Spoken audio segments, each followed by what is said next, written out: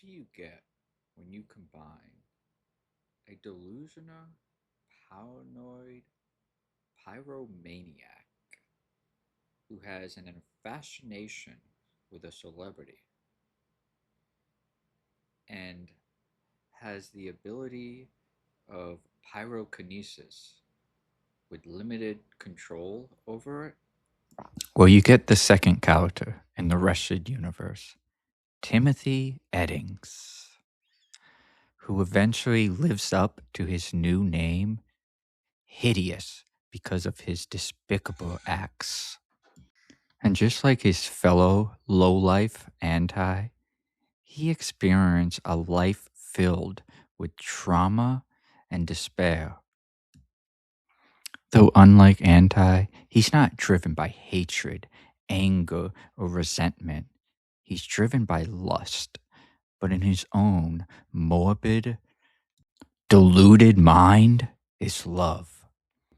Because the burning that he has within his soul is not only that of the supernatural powers that he possessed to control flames and produce flames at will. It's also a burning desire for an individual who has absolutely no interest in him.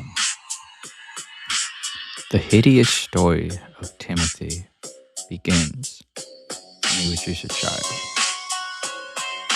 He was born with a special ability of pyrokinesis, which means you have the powers to produce fire at will. Though he never fully was able to understand how to control his powers, and he would often accidentally start fires throughout his life. This creates a lot of conflict and tension in his life, consistently putting him in situations where he is blamed for stuff that he can't control. Timothy was often labeled the villain before he truly was one,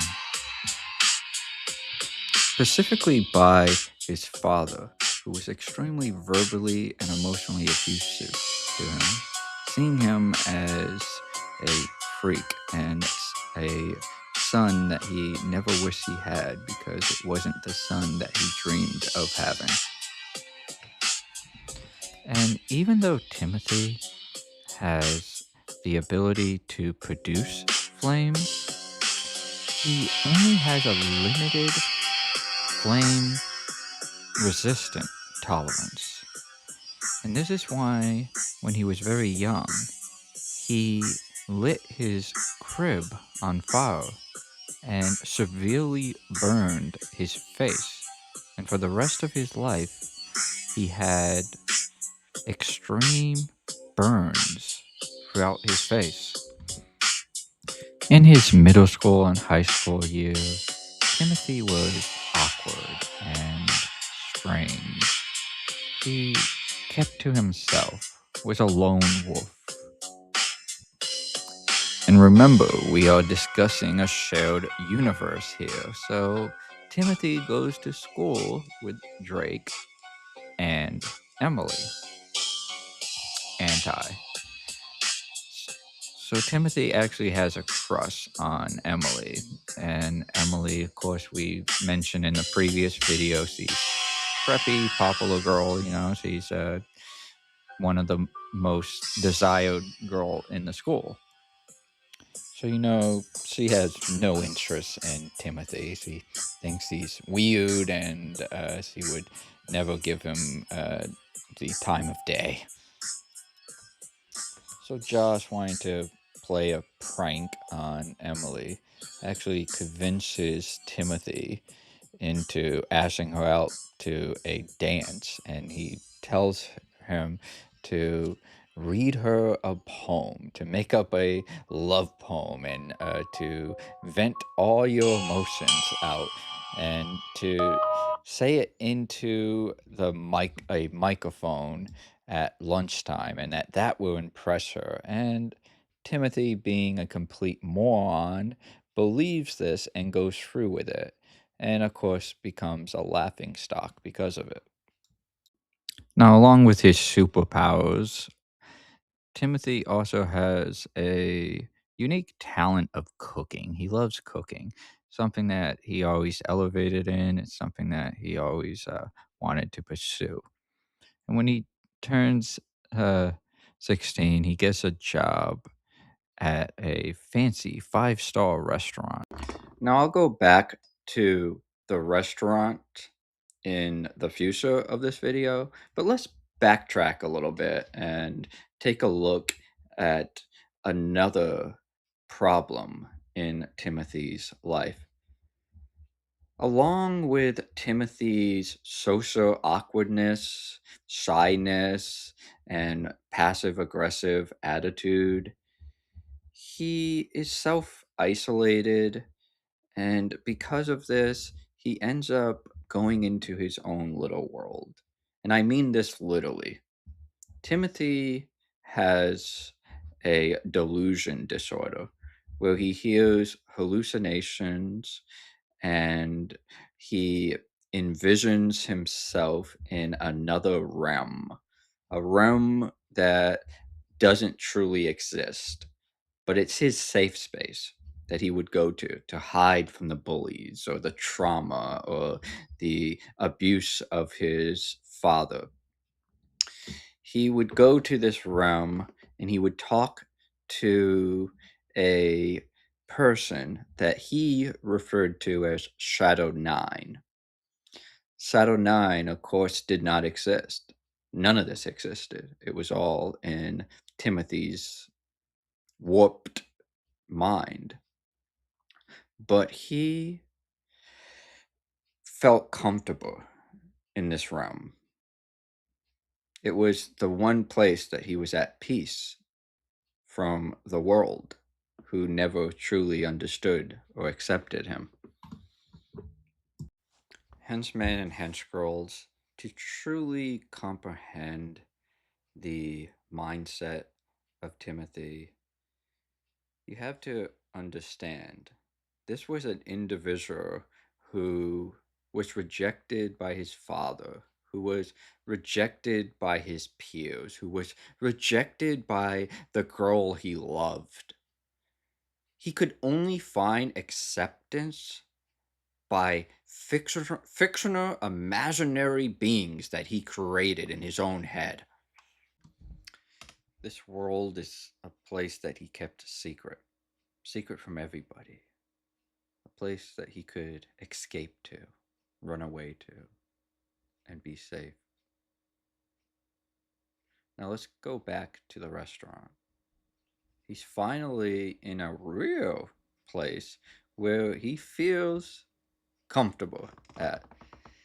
And he's pursuing the career that he dreams of doing. Could this be his moment?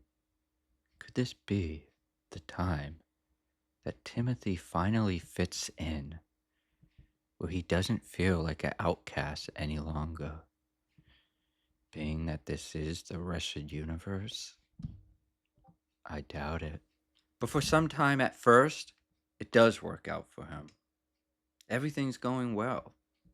He does have kind of a obnoxious boss that he has to tolerate with, and a fellow coworker who's kind of just an arrogant prick. Think like Josh brother basically. But once again, mixed up with all the misery and mayhem, we have a little flick, a little bit of a romance going on here. Because there's a girl there named Aston, who Timothy starts to have feelings for. There's only one major problem. Aston is in a relationship.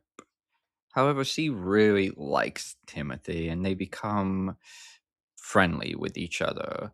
She enjoys his company. She likes his quirkiness and awkwardness. He finds it cute. He thinks his innocence is attractive. Then, as the story progresses, the relationship develops more. And unfortunately, we start to notice some concerning signs with Aston that points to her possibly being in a abusive relationship.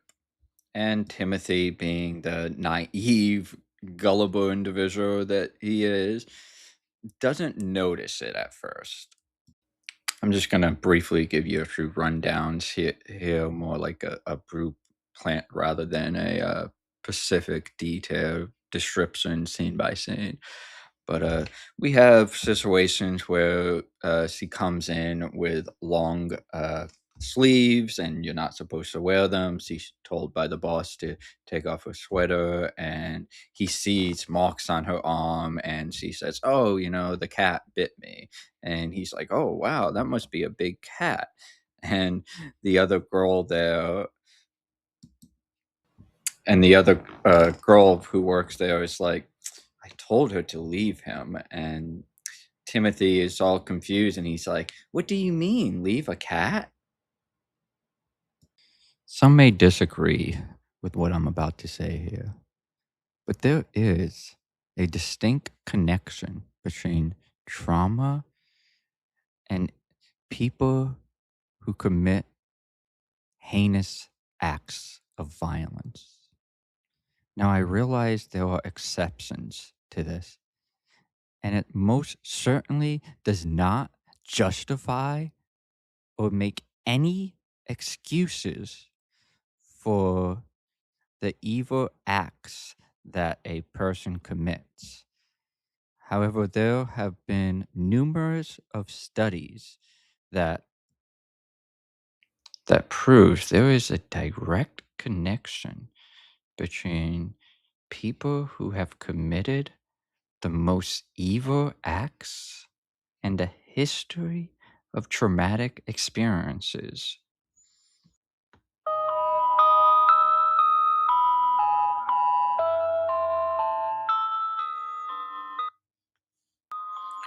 Timothy's twisted, disturbed mind finally felt at peace, living in an imaginary world to escape his own abuse and trauma was finally starting to come to an end. The fire that burned away his soul was beginning to spark new life as his friendship with Aston continues to progress. Then there's a situation where she comes in with a black eye and she tells everybody that uh, she tripped in the shower. And Timothy overhears. He overhears Tyson. He's the one who's kind of a jerk, talking with another coworker, saying something like, "Damn, I wish I could kick that guy's ass." And he again doesn't understand what he's referring to. Of course, Tyson is aware, or at least suspicious, of Ashton's situation. So then there's a little romantic scene where they're in the freezer and they're unpacking boxes. And Timothy picks up a frozen steak and puts it up to her eye. And she starts to get teary eyed. And he doesn't understand why. He asks what's wrong. And she replies with, "I'm just going through a lot." And he says, "Well, I'm here for you and I'll help if you need it." So we now fast forward a little bit, and Timothy is getting a little nervous because it's a busy time at the restaurant and his powers act up and the stove explodes and starts a mini fire. So the boss, because he's kind of a douche himself, makes Timothy stays after to fix it. But Aston says, "Oh, I'll help. I'll stay after, and I'll help you too." So now they're together, and they're joking around together, and they're fixing the stove. So we now fast forward a little bit, and Timothy is getting a little nervous because it's a busy time at the restaurant and his powers act up and the stove explodes and starts a mini fire.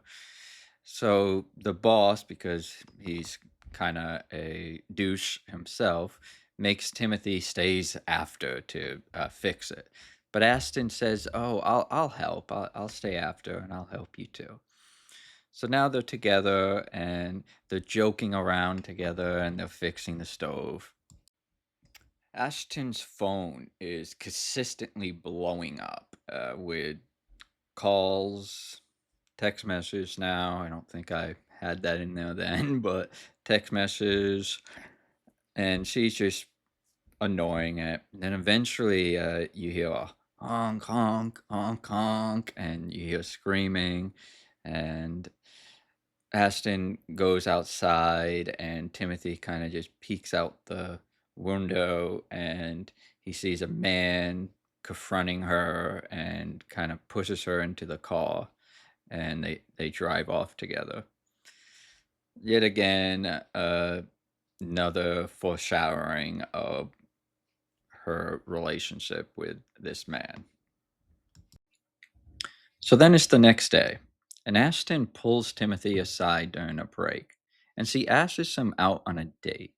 Of course, Timothy is shy and nervous, but he happily says yes.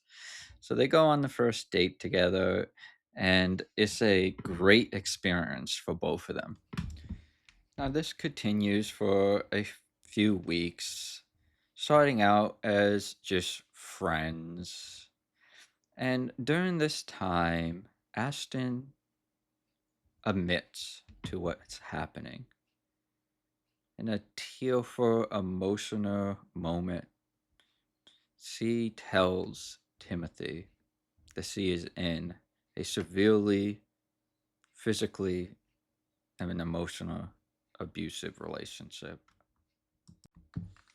Timothy wants so hard to protect her. He wants to be that knight in shining armor. He knows that Ashton doesn't deserve this, that she could do better. He knows that no one deserves this, especially someone as nice as Ashton. A bit of a rage starts to build up in him, and he questions whether or not he should take actions into his own hands. But he later talks himself out of that. You know, one would hope that the story could just end here, right? That they could make it official, start dating, she leaves him, and they live happily ever after, right? Yeah, not in this fairy tale.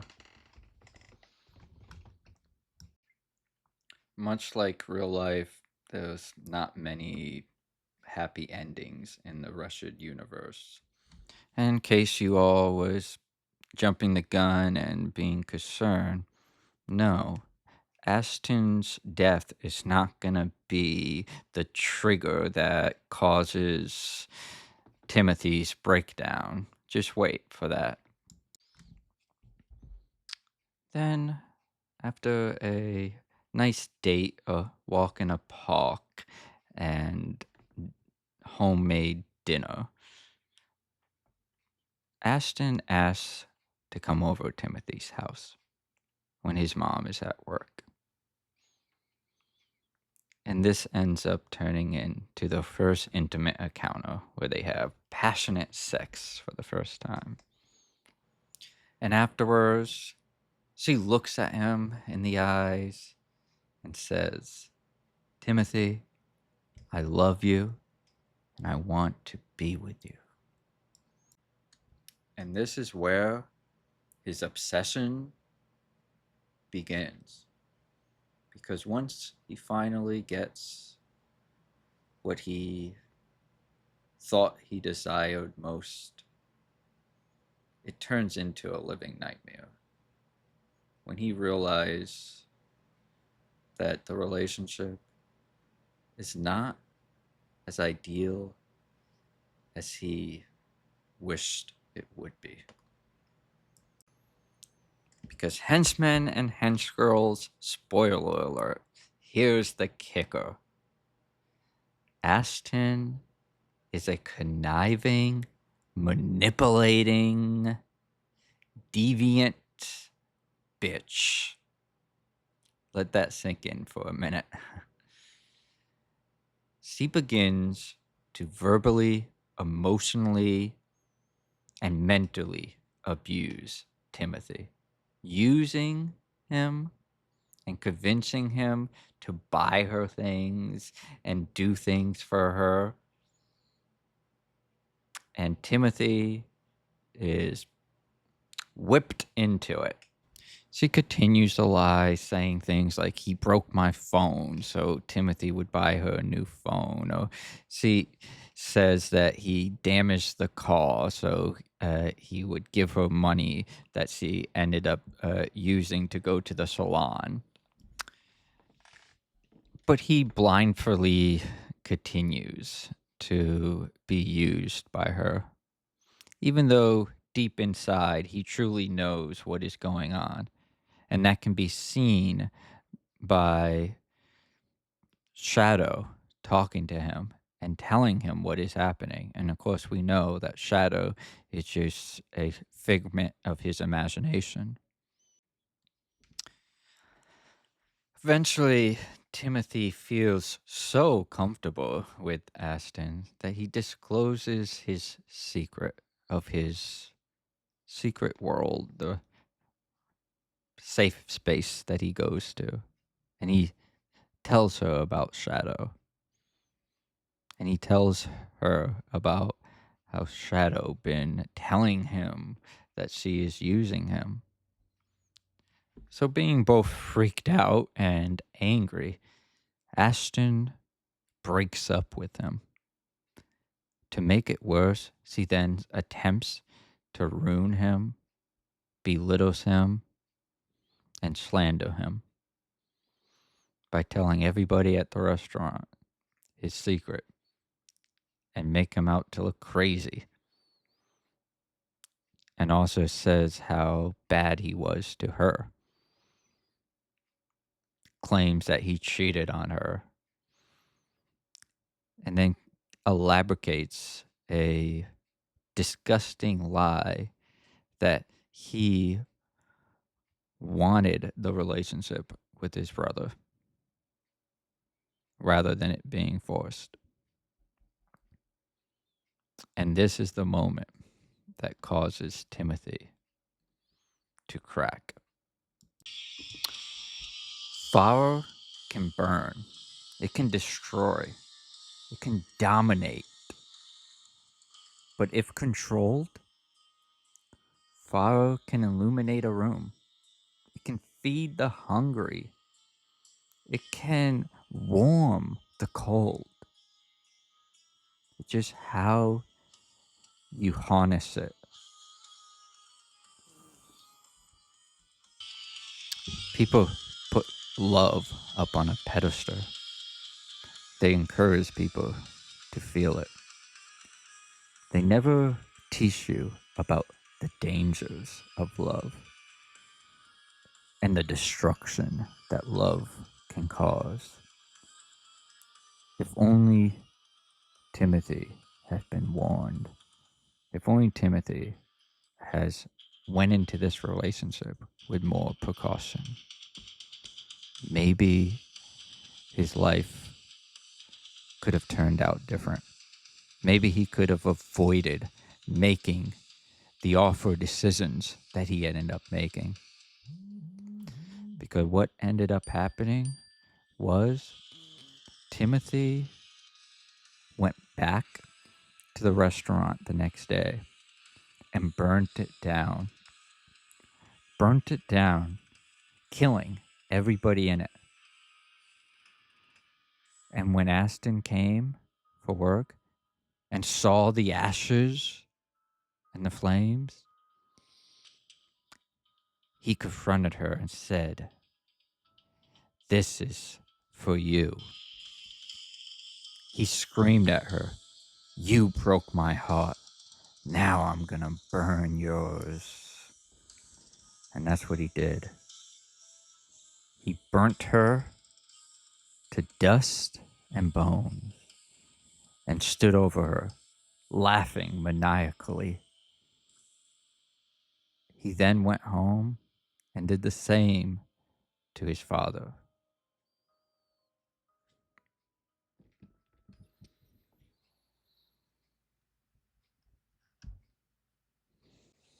He virtually gets away with it for years. He runs off and creates a new life, gets a new place, and always just goes under the radar. He just lives in his room, never gets another job. And this is where our story takes an interesting twist. We now move forward about 10 years later. Timothy is flipping through the channels and he stops at an episode of professional wrestling, a fictional league, maybe something like Sports Entertainment Federation or something. And he sees a woman wrestler on there. And he becomes infatuated with her, obsessed, lustful. In his deluded mind, she is his soulmate, and she is the answer to his deviant prayers. Now, when I was younger and I first created this character, I actually did have a specific person in mind, but out of respect for them, I'm not going to bring that. I'm not going to put them in there. And obviously, it's not legal to do that anyway. If you look at them as a real person, of course, I can't do it. And if you look at them as a character to a specific main wrestling company, that company owns the rights to that character. So obviously, I can't use them. So I'll have to create my own, who has no relations to them at all. The story is obviously completely my own doing and my own creation. I may have been slightly inspired by that person, but also I'm rebooting it now. And when I complete the story in comic book form, it will be completely different from that person and will not be similar to them at all.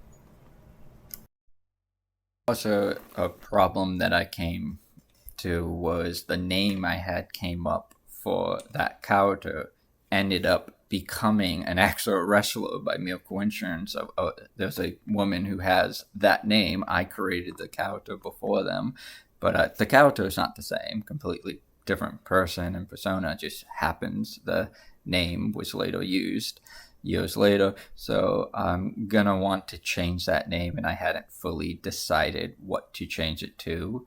I need to find something that hasn't been used in the world of wrestling because I don't want this person to get confused with any real life person. So I'm going to have to work on that. So he first starts off just the basic infatuated fan, where he's writing letters, making phone calls, but then he starts going to autograph signings. He starts going to places that she's attending, including personal places where she's not even at work. Eventually, she becomes aware of him. She reports him. They don't do anything about it. He continues to inappropriately pursue her despite all of his advances being rejected. In his deluded mind, he convinces himself that C is also in love with him. And this worsens when he begins to use his pyrokinesis ability to create fires, to burn down locations of businesses and murder people in an attempt to get her attention. And this continues until there is a big event coming up, one of the biggest wrestling events of this made up wrestling league. And he goes there to find her. Now, I should say that I failed to mention that during his time of running away and starting over again and living in his bedroom, he was able to master and gain almost full control over his powers. And this is how he has had such a strong ability in creating these acts of auction. No longer is he doing this accidentally. So a few weeks prior to attending this event, there was a situation where screen relationships started as a storyline completely staged between the victim of Timothy and another male wrestler. This enrages Timothy, and he seeks vengeance now, believing that his true love turned on him. Also, where we learn that Timothy's delusion is even deeper and deranged than we ever thought. Not only does he believe that the female wrestler was in a relationship with him, but he also believes that she is the reincarnation of Ashton because they share so much traits and appearances. He ultimately assassinates the male wrestler using his pyro ability to torment and torture him to death. The female wrestler managed to escape alive. But in a later interview that he watches at home, she screams. She looks at the screen and she screams, "You are hideous! You are hideous! I hate you!" And this is where Timothy embraces the name. Yes, I'm hideous! I'm hideous! And Hideous is truly born. You may think, but that's not enough. You said in your other video you like a few things to happen that wasn't nearly as much. For one, I can't do that with every character. It becomes a point where that in itself is unrealistic and just becomes too much storytelling. But a few things did happen to him. But also, you gotta think, Timothy was somebody who had mental health challenges, who then was abused, who then was put in a few different situations of being rejected, who felt like he had no control over life. He couldn't control his powers. He couldn't control his relationships. This was all an element for disaster. This was truly acid on flames. No pun intended. And escape your soulmate, and my heart burns for you. In the golden glow of spotlight, every match I watch you do. When you slam down to the canvas, girl, my pulse starts racing too. I'm your number one admirer, and my flame 'Cause my love's on fire, burning higher for you. Like a ring of blazing roses when you come into view.